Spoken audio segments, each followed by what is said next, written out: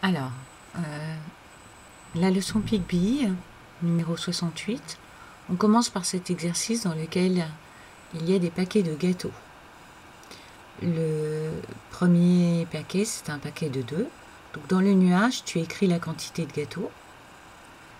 Deuxième paquet, il y a 5 gâteaux. Donc tu écris la quantité dans le nuage, 5 gâteaux. Voilà. Bon, j'écris pas très mal parce que j'écris pas très bien parce que j'écris avec ma souris. Ici, on reconnaît qu'il y a 2 fois 5 gâteaux, donc 10 gâteaux. La quantité à écrire dans le nuage, c'est 10 gâteaux.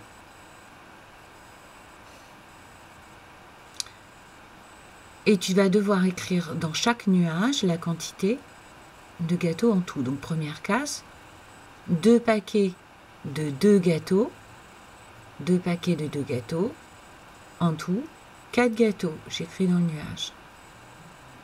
Voilà, je te laisse faire les autres nuages comme ça. La partie qui est en dessous, on ne la fait pas parce qu'elle devrait être en direct et donc c'est pas possible.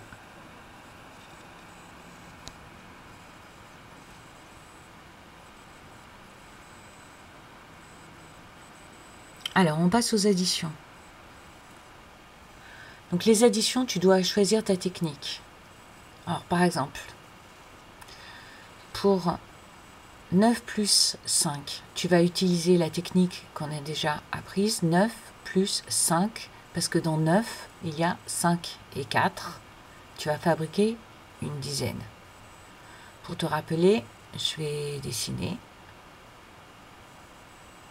Donc,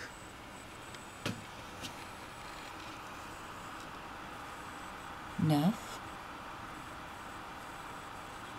plus 5, c'est un peu flou. On construit une dizaine avec les 2 paquets de 5, une dizaine et 4 tout seul, ça fait donc 14.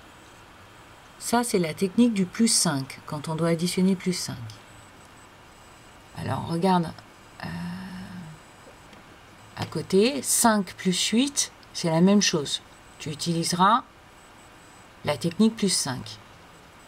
En dessous, 2 plus 8, tu le connais par cœur dans une des maisons. 7 plus 7, c'est un double, donc tu connais par cœur le résultat. Donc pour faire ces additions, soit tu comptes sur tes doigts, mais ça va te prendre du temps, soit tu dessines, soit tu te sers de ce que tu connais par cœur. Ensuite, tu vas avoir des soustractions à faire. Et voilà.